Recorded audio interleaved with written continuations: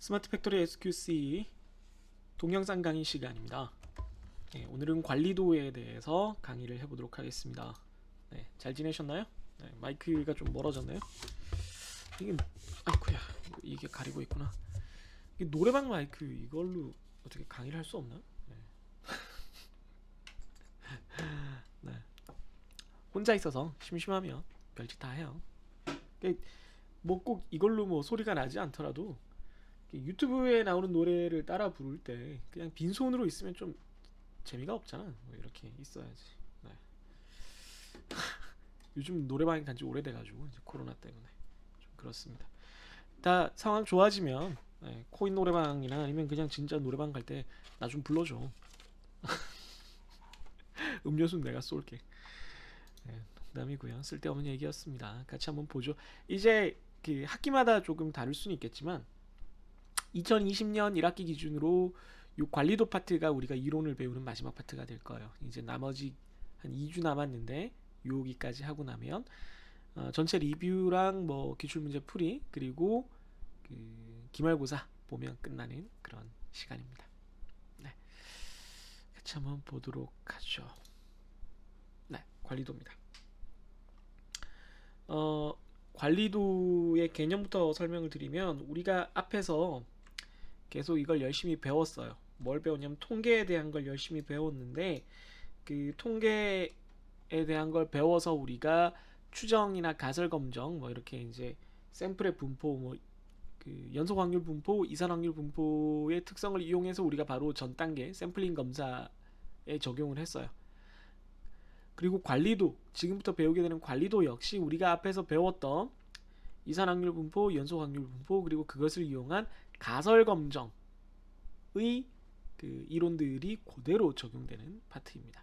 그래서 혹시 이제 그 부분들이 잘 기억이 나지 않는 학생들은 뭐 꼼꼼하게 다 살펴볼 필요까지는 없는데 그 앞에 내용들을 조금 리뷰를 하고 오면 간단하게 이렇게 리뷰를 하고 오면 훨씬 더 이 강좌를 이해하는데 도움이 될 거예요. 이 강의를 이해하는 데 도움이 될 겁니다. 우선 개념부터 소개를 해보죠. 슈아르트가 그 제안했다라고 해서 보통 슈아르트 차트라고도 부르고 슈아르트 관리도라고도 불러요. 그래서 뭐 여러분들 교재 같은 거를 찾다 보면 이걸 이렇게 부릅니다. 네, 슈아르트 관리도라고도 많이 부릅니다.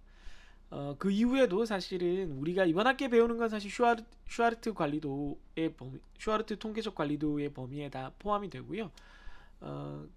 그 외에도 제가 이번 시간에 소개하는 관리도 외에도 뭐 누적 합 관리도라든가 뭐 EWMA 관리도라든가 이런 것들이 더 있는데 기본적으로 가장 핵심적인 개념들은 다 슈아르트 관리도의 그 영역 범위 범주 안에 들어가 있다고 생각을 하시면 되겠습니다.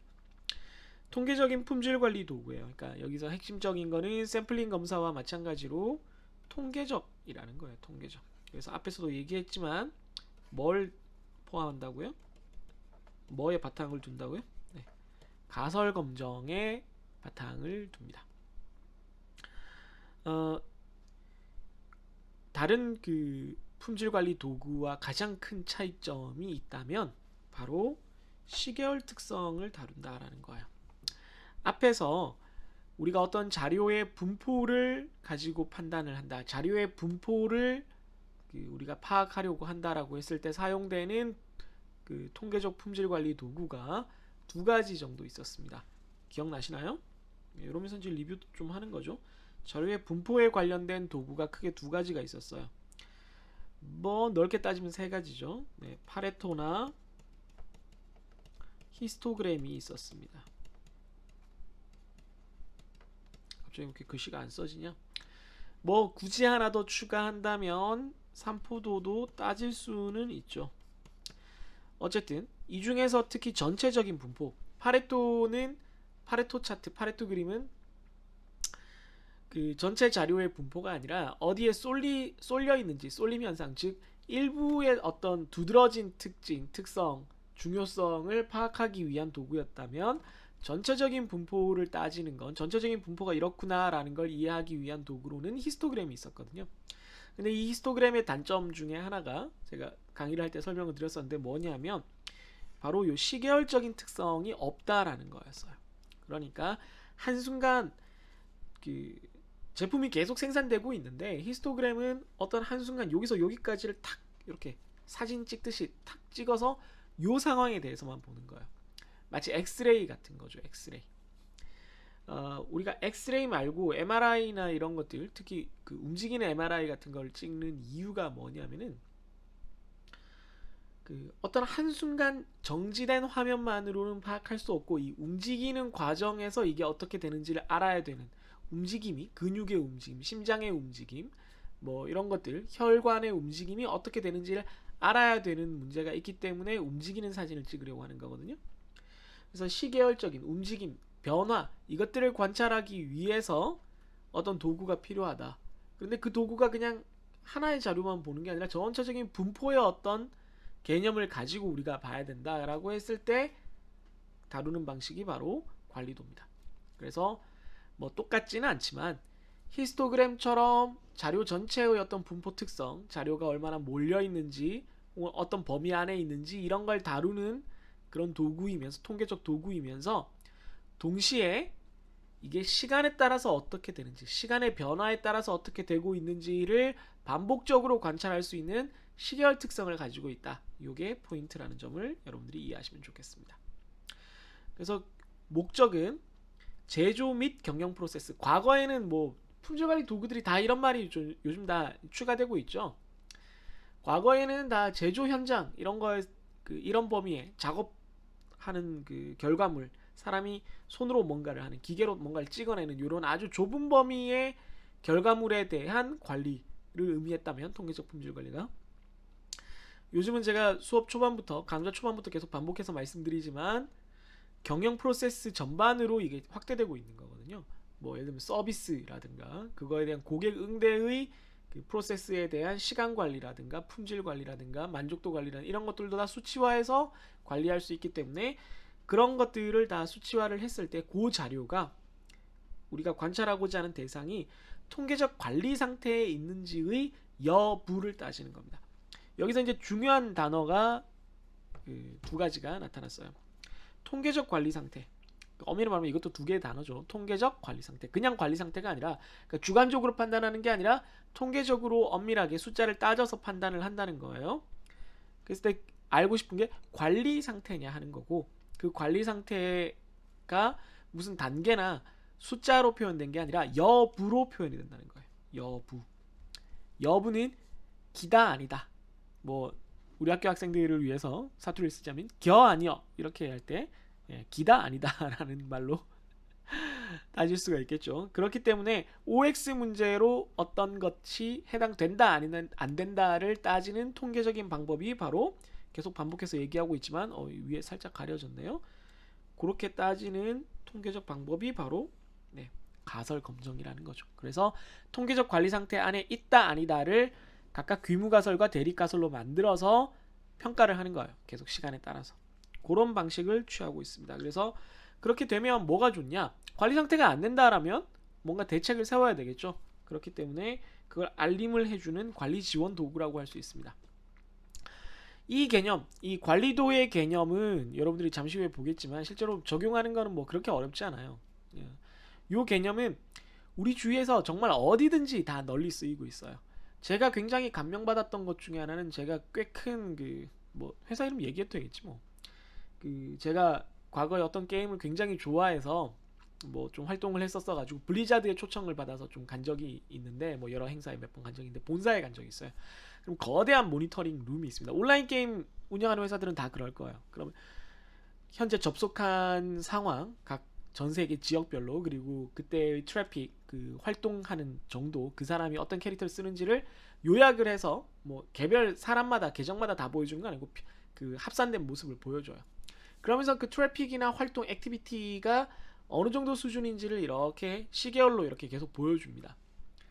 그랬을 때 물론 코드를 짜서 이런 상황이면은 위험하다, 어떤 대책을 세워야 된다라고 이렇게 코드를 짜서 대응을 하겠지만, 기본적으로는 사람이 그걸 계속 모니터링하고 있어요. 그랬을 때는 그 시계열 그래프의 모양이 관리도랑 굉장히 비슷해져요.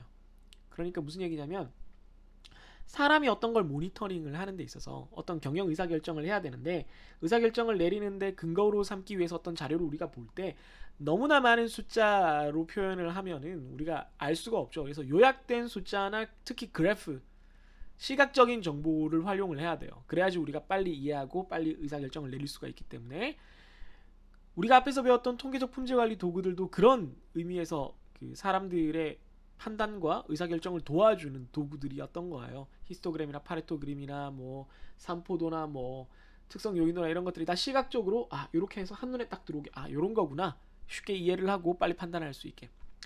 관리도도 마찬가지로 분포를 다루는 게 히스토그램이고 거기다 시계열까지 더했으니까 얼마나 복잡하겠어요. 그걸 최대한 간결하게 눈에 딱 보이게 해서 아 요게 지금 요런 문제가 있구나라고 쉽게 이해할 수 있게 만들어주는 도구고, 그래서 제가 아까 게임 회사 얘기를 들었지만 모든 종류 회사에 이런 그 방식의 어떤 경영 지원을 하는 시각화 도구가 관리도의 개념으로 널리 쓰이고 있습니다.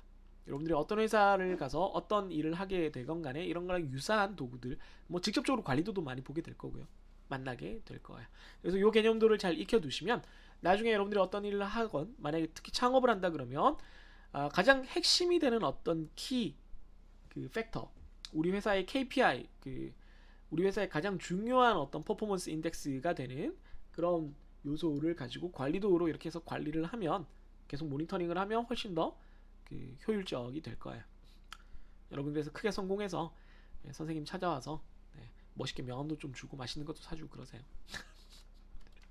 졸업하면 괜찮아. 김영란법. 네, 그냥 쓸데없는 얘기였고요. 그래서 관리도가 다루는 그 대상에 대해서 우리가 생각을 해보면 그 변동 원인에 대해서 추적하고 모니터링을 하는 건데 변동 원인이라는 거는 우리가 관찰하는 대상의 값이 뭐 무게건, 제품의 무게건, 서비스 시간이건, 고객의 만족도건, 아니면 고객이 물건을 사는 횟수, 혹은 고객이 물건을 지불하는 비용, 뭐 사가는 양, 뭐 어떤 숫자건 간에 그 숫자가 일정하지 않고 계속 이렇게 변화한다는 거죠. 변화를 할 때 괜찮은 부분과 안 괜찮은 부분이 있어요. 그걸 나눠서 좀 봐야 되는데 우연 원인 혹은 일상 원인이라고도 부르고, 그 데밍, 우리가 아는 그 품질 경영 쪽 배웠으면 여러분들이 잘 알 거예요. 데밍 사이클 만드신 그 데밍 이 얘기하기로는 공통 원인이라고 불리는 것은 뭐 커먼 코즈라고도 불리는데, 네. 이건 불가피한 원인이고 제거가 불가능해요. 그러니까 제거가 불가능하다는 게 완전히 물리적으로 불가능하다는 게 아니라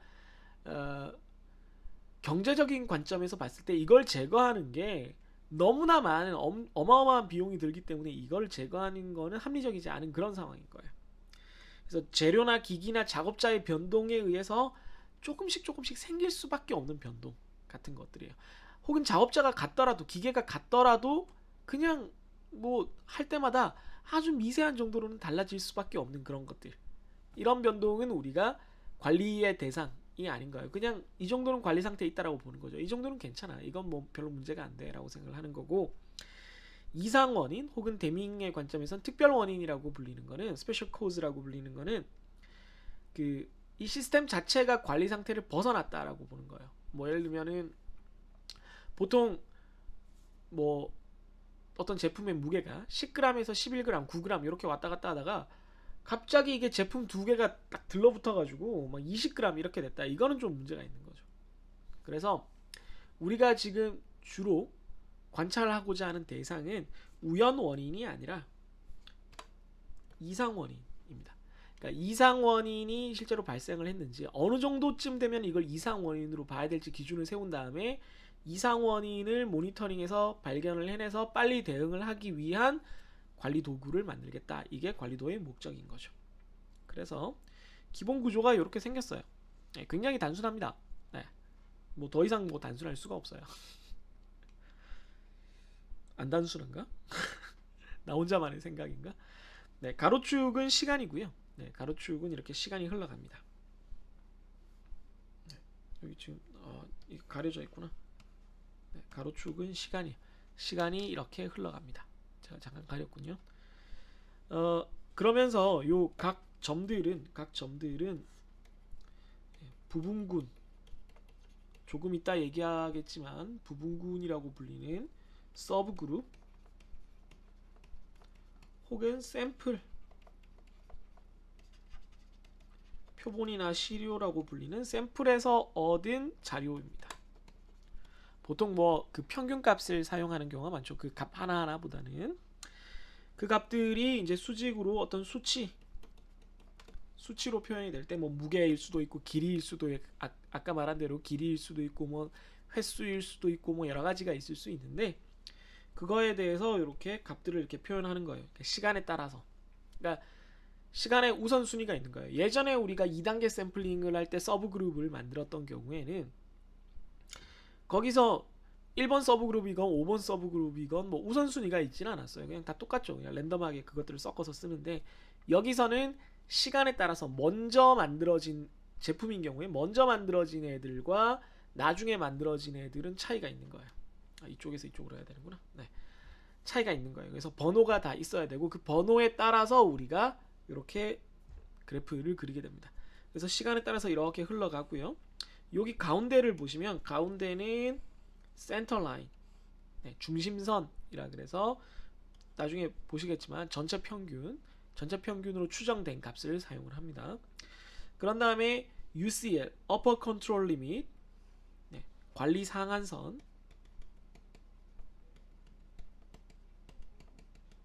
네, 이쪽 Lower Control Limit, 관리 하한선. 요 값들이 우리가 정해야 되는 값이고 요 값들, 요 선을 넘어서게 되면은 그 관리 상태를 벗어난 것으로 봐서 어떤 대응을 해야 된다라고 보는 거예요. 그랬을 때 이 관리 상한선과 관리 하한선을 어떤 기준으로 만드느냐, 그냥 아무 생각 없이 만드는 게 아니라 우리가 잘 아는 통계적인 개념을 바탕으로 해요. 어떤 통계적인 개념이냐면 평균을 기준으로 양쪽을 똑같이 잡는데 이게 정규 분포일 거라고 가정을 하고요. 우리가 앞으로 이제 이 관리도에 대해서 다양한 종류를 보겠지만 모든 관리도는 여러분들이 이번 시간에 배우는 모든 관리도는 다 정규 분포를 가정을 합니다. 이 자료의 형태가 정규 분포를 따를 거라고 가정을 해요. 그러니까 바꿔 말하면 여러분들이 어떤 자료를 측정할 때 그게 정규 분포를 안 따를 것 같은 놈은 사용을 하시면 좀 곤란해요. 네. 그래서 이 정규 분포를 따를 거라고 보고 가운데 평균에서 더 큰 쪽으로 더 작은 쪽으로 각각 플러스 마이너스 3시그마를 합니다. 플러스 마이너스 3시그마를 해요. 시그마가 표준 편차죠. 그러니까 플러스 마이너스 3시그마 표준 편차를 하면 그 안에 들어오는 거는 정상적인 걸 거라고 보는 거죠. 이거는 여러분들이 우리가 샘플링 검사에서 따졌던 규격이랑은 다른 얘기예요. 그 규격은 우리가 이 정도면 합격이다 불합격이다라는 걸 물리적인 수치로 딱 정해놓은 거고 여기서는 규격 안쪽이어야겠죠. 당연히 규격 안쪽이 규격을 벗어난 거는 이미 얘기할 필요조차 없는 거고 규격 안쪽이더라도 대체로 규격 안쪽이더라도 그 평균에서 3시그마를 벗어나는 어떤 움직임을 보인다라는 것은 플러스검 마이너스검 이게 정상적이지 않다라는 거예요. 그래서 우리가 가설 검정을 할 때 이 정도를 넘어서면은 정상적이지 않다는 걸 p-밸류를 통해서 그 기준을 잡고 하잖아요. 근데 알파죠 보통 알파를 기준으로 하는데 여기서 그러면 알파가 어느 정도라고 볼 수 있냐 하면 이 플러스 마이너스 3시그마를 벗어나는 영역이니까 이쪽 더 까만색으로 하면 잘 보일래요. 네. 요 확률 양쪽 꼬리의 확률의 합이니까 3시그마를 벗어나는 경우에는 0.27% 정도 돼요. 네. 그러니까 1000분의 3 정도 되거든요. 1000분의 3을 알파로 잡겠다는 겁니다. 이걸 알파로 잡겠다는 거예요. 그러니까 이게 정규 분포를 따랐을 때 0.3% 이하의 확률의 어떤 사건이 일어났다는 것은 그냥 우연히 이 정도의 변동이 반복적으로 일어난 그런 사건들과는 좀 다르게 봐야 된다. 뭔가 문제가 생긴 사건이라고 우리가 생각을 해야 된다라고 기준을 잡는 게 그 정도라는 겁니다. 그래서 이게 3시그마가 너무 크니까 3시그마는 좀 심하지 않았냐라고 해서 3시그마를 넘어서는 거에 대해서는 조치한 게 즉 이거는 즉시 뭔가 우리가 대응을 해야 된다. 조치를 취해야 된다라고 그대로 쓴다라면 3시그마보다 좁은 범위 2시그마의 경고 한계를 따로 만드는 경우도 있어요. 오타네요. 이쪽은 2시그마입니다. 2시그마의 경고 한계를 따로 만들어서 2시그마가 되면은 좀 이거 우리가 좀 살펴봐야 되는 거 아니냐. 완전히 이제 조치를 취하진 않더라도 그 작업자에게 경고를 하거나 아니면은 뭐 담당자에게 경고를 해서 좀 들여다보라고 해줘야 되는 거 아니냐, 좀 주의 깊게 보라고 해야 되는 거 아니냐라고 따로 기준을 세우기도 합니다. 이 시그마는 훨씬 더 자주 일어나겠죠. 몇 %일지 한번 계산해 보세요. 그래서 이런 개념으로 관리도를 그려서 관찰을 해요. 이렇게 자료를 이렇게 쭉 타점 이렇게 포인트를 찍는다 그러죠. 이렇게 기록을 하면서 그 변화를 살펴보게 됩니다. 그럼 여기에 포함된 통계적 개념이 어떻게 되는지 간단하게 설명을 드릴게요. 방금 이미 설명을 드렸는데 그 가설 검정의 개념을 그대로 사용을 한다 그랬거든요. 예, 가설 검정의 개념. 빨간색이었는데 색깔이 바뀌었구나. 네, 그럼 밑줄로 바꾸지 뭐. 가설 검정의 개념은 우리가 귀무가설 H0와 H1 이 두 가지로 나눠서 판단을 하는 거라 그랬습니다. 그래서 그럼 이때 H0와 H1은 뭐냐? H0는 공정의 관리 상태이다. 정상이다. 내가 따로 뭔가를 할 필요는 없다. 이런 얘기고 H1은 공정이 이상 상태이다. 뭔가 조치가 필요하다. 뭔가 들여다보고 문제점을 발견을 해서 해결을 할 필요가 있다. 관리를 해줄 필요가 있다. 라는 거죠. 이걸 우리가 보통 유의수준 알파로 따지는데 방금 앞에서 봤지만 유의수준 알파가 뭐라고요? 네, 0.3% 정도 된다는 겁니다. 정확히는 0.27% 정도 되는 거고요. 그러니까 3시그마가 넘어서는 영역에 대해서 우리가 따진다는 거죠. 그래서 정확히는 여기랑 여기를 모은 그런 상태가 됩니다. 양측 검정이 되는 거죠. 형태가 양측 검정이 되는 겁니다. 그러면 우리가 가설 검정에 있어서 오류가 발생을 할 수 있어요. 이미 앞에서 봤지만 일종 오류가 발생할 수 있어요. 알파만큼의 일종 오류는 항상 발생을 하거든요. 무슨 말이냐면 관리 상태인데 정상적으로 관리되고 있는 공장인데 정말 드물게 아까 말했지만 몇 퍼센트? 0.3% 정도의 확률로 관리 상태지만 되게 이상한 값이 나타날 수도 있어요. 네, 모든 것이 너무나 지극히 정상이지만 우연히 그런 일이 발생을 할 수도 있다는 거예요. 그런 걸 우리가 일종 오류, false alarm이라고 하죠. false alarm. 그래서 이 false alarm이 생기면 괜히 멀쩡하게 잘 돌아가던 공정을 스톱시키고 점검을 해서 뭐 기계도 테스트해보고 뭐 작업자에 대해서도 확인하고 작업 환경도 알아보고 공장 실내의 환경, 그러니까 뭐 온도나 습도나 뭐 이런 것들도 확인하고 재료도 확인하고 갑자기 이제 어떤 손해가 많이 발생하죠. 이게 우리가 샘플링 검사로 치면 어느 쪽 문제예요? 네, 생산자 오류에 가깝죠. 네, 이게 생산자 손해에 가깝죠. 생산자 위험도 알파라고 우리가 썼었잖아요. 그쪽에 가까워요. 하지만 이제 무시할 수는 없는 거거든요. 그래서 만약에 이걸 줄이고 싶다 그러면 관리 범위를 증가시키면 3시그마가 아니라 뭐 4시그마로 늘린다 그러면 이게 줄어들겠죠. 줄어들지만 그랬다가는 어떤 문제가 생기냐면 이종 오류가 발생을 합니다. miss to detect. 우리가 앞에서도 제가 다 가설 검증할 때 다 설명을 드렸던 건데 이종 오류가 뭐죠? 관리 상태가 아니야. 지금 뭔가 문제가 생겼어. 지금 생산되는 제품은 좀 뭔가 문제가 있어. 하자가 있을 것 같아. 아니면 뭐 반대로 뭐 지나치게 좋은 게 나갔다거나 뭐 그럴 수도 있지만 보통 이제 크게 문제가 되는 건 하자가 있는 문제, 그 제품이 생산되고 있는데 내가 실수로 이게 관리 범위 아니라고 판단이 돼서 그냥 검사 안 하고 조치 안 하고 그냥 나가는 거죠. 제품이 출하가 되는 거죠. 고객한테 전달이 되는 거죠. 그랬을 때는 무슨 문제가 생겨요? 소비자 위험이 생기고 사실은 소비자 위험이 훨씬 더 그 큰 손실을 가져올 수 있다고 했습니다. 특히 이 부분은 우리가 품질 관리에서도 얘기하지만 품질 경영 쪽에서 그 품질 경영에 관련된 많은 사례들을 따지면 이 소비자 위험이 얼마나 기업에게 그 치명적인지를 여러 번 강조하게 돼요. 다시 한번 살펴보세요. 배웠던 학생들은 다시 한번 읽으면 되게 재밌어요. 안 재밌어? 그럼 뭐 어쩔 수 없지. 그러니까 혹시 게임 좋아하는 학생들이라면 이렇게 얘기를 할 수가 있는 건데 게임 회사들이 출시를 자꾸 늦추는 거야. 왜 늦추냐면 출시를 늦추면 생산자 위험이 생겨요. 돈을 벌어야 되는데 못 버니까. 그런데 출시를 안 늦추고 그대로 내보내면은 소비자 위험이 생기는 거야. 흔히 말하는 망게임, 똥게임이 이제 그대로 소비자한테 전달되면 소비자들이 이 게임을 싫어하게 되면 기업에게 더 큰 타격이 되니까 출시를 늦춰서라도 멀쩡한 게임을 내보내려고 애를 쓰는 거예요. 네, 뭐 그런 쓸데없는 얘기였습니다. 아무튼 그래서 관리 범위를 증가시키면 이 이종 오류, 즉 소비자 위험이 너무 크게 증가를 하기 때문에 관리 범위를 무한정 이렇게 증가시키는 게 적절하지 않다라고 볼 수가 있는 겁니다. 지금 이 경우는 H1이 이제 나쁜 루트예요. 우리가 앞에서 본 샘플링 검사로 쳤을 때 나쁜 루트 혹은 뭐라고 했어요? 이상 상태라고 볼 수가 있습니다.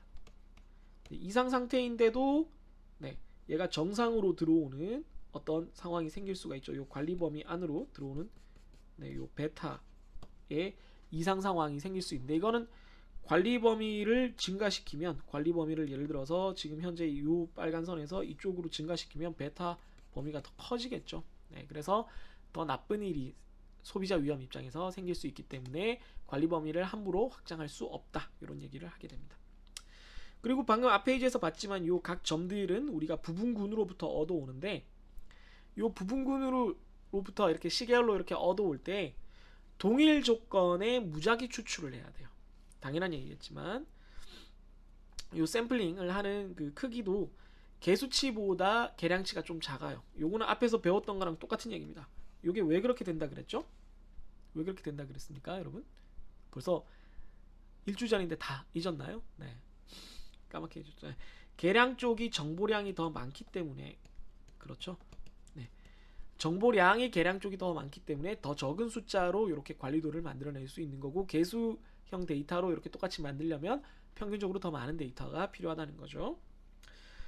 부분구를 만들 때 우리의 목표는 뭐냐면은, 그러니까 각 요 샘플 점들을 뭐 예를 들어 10개씩 모아서 평균값으로 이렇게 점들을 지금 찍어 나간다라고 했을 때 우리의 목표는 요 부분군 내에 모든 변동이 들어있고, 죄송합니다. 부분군 간에 모든 우리가 관찰하고자 하는 변동이 들어있고, 그러니까 요 포인트와 요 포인트의 차이가 우리가 관찰하고자 하는 모든 정보가 들어있고, 포인트 안에는 균질해서 큰 문제가 없을 거라고 보는 거예요. 우리가 이걸 층화라고 했을 때 요렇게 잘랐을 때 각 층을 이렇게 예를 들어 지층이라고 했을 때 지금 수평으로 자르기를 바라는 거예요. 시간에 따라서 이렇게 쌓여 있을 거라고 우리가 믿고 싶은 그런 상황인 거예요.